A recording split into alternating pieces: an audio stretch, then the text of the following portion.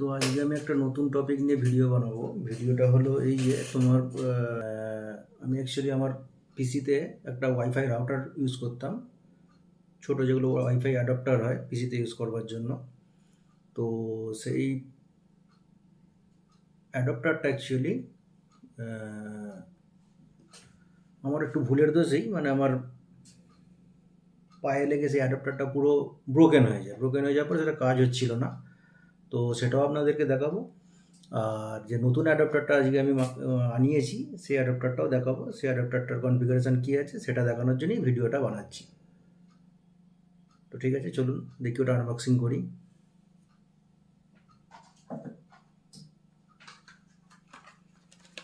তো এই অ্যাডাপ্টারটা হলো জেব্রনিক্স USB 150 ওয়াইফাই অ্যাডাপ্টার। এগুলো অ্যাকচুয়ালি পিসির অ্যাডাপ্টার হয়, মানে পিসি বা ল্যাপটপে কোনো সময় ওয়াইফাই গন্ডগোল করলে এগুলো কানেক্টিভিটি করবার জন্য এক্সপেন্ডেবল ওয়াইফাই অ্যাকচুয়ালি। তো অ্যাডাপ্টারটা খুব স্মল বলে আমি অর্ডার করেছি। আগে যেটা ছিল সেটাও দেখাচ্ছি, সেটা একটুখানি এর থেকে লার্জ ছিল। তো অ্যাকচুয়ালি পায়ে ফায়ে লেগে যাওয়ার চান্স বেশি ছিল, কারণ পিসির যে মানে মেশিনটা সেটা অ্যাকচুয়ালি নিচের দিকে থাকে, তো সেই হিসেবে পায়ে ফায়ে লেগে গেলে ওগুলো বেঁকে যাওয়ার চান্সটা বেশি থাকে। তো এটা একটুখানি ছোট স্মল সাইজ, যার ফলে এটা বেঁকে যাওয়ার চান্স কম বলে এটাই অর্ডার করেছি। তো এটার ম্যাক্সিমাম স্পিড হচ্ছে 150 Mbps। আর এটার প্রাইস ট্যাগ দেওয়া আছে 499, কিন্তু এটা অফার প্রাইস আছে। অ্যামাজন থেকে আমি অর্ডার করেছিলাম, আজকেই প্রোডাক্ট ডেলিভার হয়েছে, দুদিন আগে অর্ডার করেছিলাম। তো এটার অফার প্রাইস হচ্ছে 199।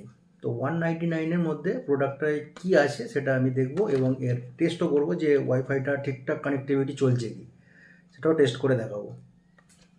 ঠিক আছে, তাহলে এটা আনবক্সিং করছি।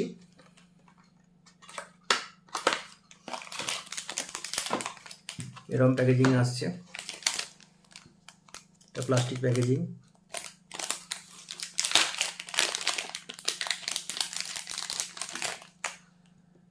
এর ভেতরে একটা সিডি প্লেয়ার দিয়েছে। এটা হয়তো ড্রাইভার আছে, মনে হয় না, এটা ড্রাইভারই থাকে অ্যাকচুয়ালি, কিন্তু এগুলো এখন লাগে না। এখন উইন্ডোজ 10-এ, উইন্ডোজ 8, উইন্ডোজ 10, উইন্ডোজ 11-এ এগুলো লাগে না, এগুলো অলরেডি ইনবিল্ট করা থাকে। এখন আর এসব ইনস্টলেশনের জন্য লাগে না, তবুও কোম্পানি দেয়, কারণ এগুলো অনেকে যাদের পুরনো ভার্সান আছে সেই ভার্সানে ইনস্টল করবার জন্য তখন এই ড্রাইভারগুলো লাগে। উইন্ডোজ 7-এর নিচে ইনস্টল করবার জন্য এই সিডিগুলো তখন লাগে, কারণ ওই কনফিগারেশনের যে ড্রাইভারগুলো সেগুলো আর কোম্পানি নতুন করে রিলিজ করে না। তো ওগুলো পুরোনো জেনারেশন হয়ে গেছে বলে, তো সেই হিসেবে এই ড্রাইভার দিয়ে তখন ইনস্টল করতে হয়। তো আমাদের তো এখন উইন্ডোজ 10, আমার যে পিসিটা ইউজ করি উইন্ডোজ 10 আছে, একটা উইন্ডোজ 11ও আছে পিসি, তো তাতে লাগবে না। এটা অ্যাকচুয়ালি আমার কাছে ইউজেবল নয় জিনিস, তবুও কোম্পানি যখন দেয় এটা তো রাখতেই হবে। আর এটার অ্যাকচুয়ালি 1 বছরের ওয়ারেন্টি আছে, কোম্পানির যে ব্র্যান্ড ওয়ারেন্টি 1 বছরের ওয়ারেন্টি আছে। প্রোডাক্টটা দেখি, এইটা হলো প্রোডাক্টটা খুবই স্মল কিন্তু দেখতে খুবই ভালো। জেব্রনিক্স প্রোডাক্ট আছে, জেব্রনিক্সের প্রোডাক্ট ঠিক আছে মোটামুটি। আমি যে হিসেবে সাইজটা ওখানে দেখিয়েছিল ইমেজে, সেই অনুযায়ী কমফোর্টেবল সাইজ আছে, সাইজটা খুবই ভালো। কিন্তু এর স্পিড টেস্ট করে তারপরে বুঝতে পারবো যে জিনিসটা ঠিকঠাক আছে কি, ইউজেবল।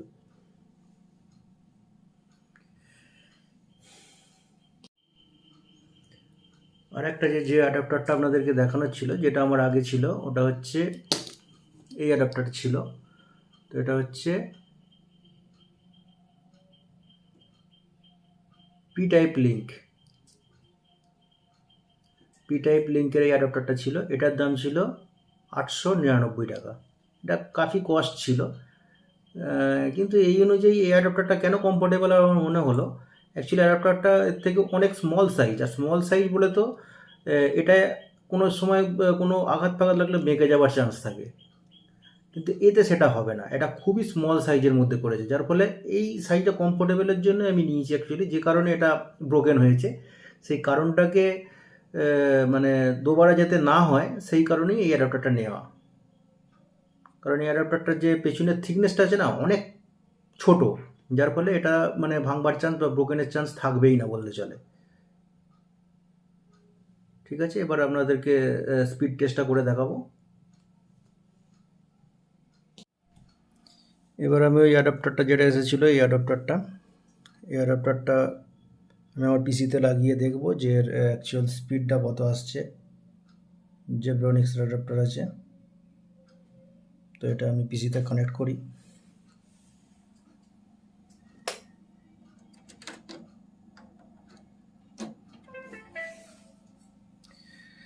কানেক্টেড হয়ে গেছে পিসিতে অ্যাডাপ্টার।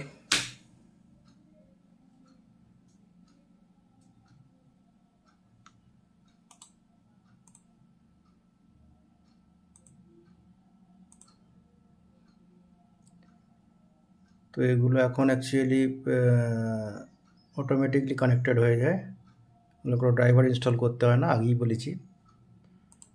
তো দেখি ইনস্টল করতে হয় কি না, এতে কোনো ড্রাইভার ইনস্টল করতে হবে না, এটা অটোমেটিকলি কানেক্টেড হয়ে যাবে আশা করছি। কানেক্টেড হয়ে গেছে। তো আমি অ্যাকচুয়ালি এগুলো এটা মোবাইল ইন্টারনেট থেকে ইউজ করি, তো সেই হিসেবে স্পিড কত আসছে একবার দেখে নিই।